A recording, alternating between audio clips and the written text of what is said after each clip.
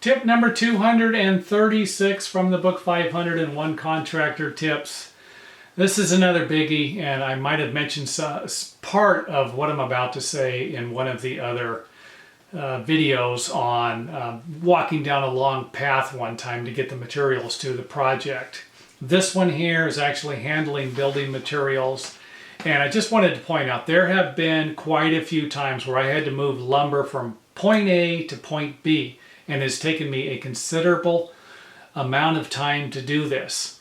And like I said, and I'm not figuring it in because when I'm estimating the job, I'm not thinking about that. I'm not thinking about moving the lumber from the street to other parts of the project, or just moving the lumber from a nice central location to other parts of the property, you know. So you're gonna have to take some of this stuff into consideration. Moving the materials, storing the materials. I mean, one time we had a truck and trailer load of lumber, and me and another guy put the lumber in 2 large storage containers. These are the large storage containers you see on the construction sites. And it took us all day to do it. And it was a lot of lumber. We didn't know if it was all going to fit.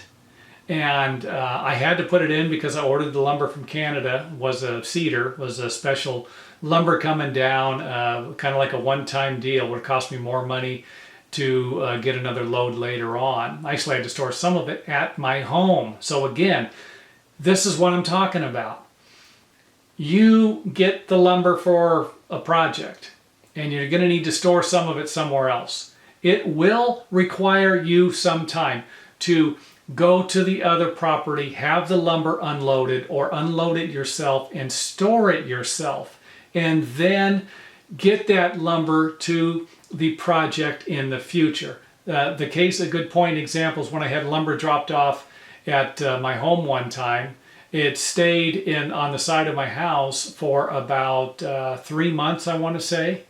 And then I had to take and go rent a trailer, take the trailer to the house, load the trailer up, drive the trailer to the job, which was about 40 miles away, go back and do it again, and load it. I had to load it into these containers that we'd already loaded it in.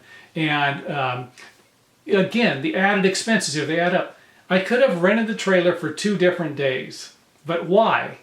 Rent the trailer for 1 day, use it twice, get rid of the lumber and get it loaded where it needs to go. But this was something I didn't figure for. It took me all day. I did it by myself, but it took me all day, plus it cost me whatever the trailer was, whatever the trailer expense was. These are things that cost you money as a contractor. It costs me money as a contractor. And if you don't want to have it happen to you, you're going to have to figure this stuff in. Try to think about every single little teeny weeny detail that you're going to encounter.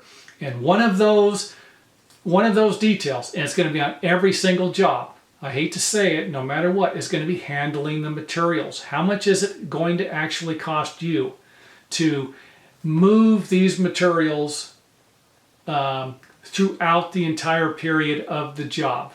Once the materials are delivered to the job site, they need to be dispersed to different areas. This is all something I think a lot of contractors really don't take into consideration, but it costs them money.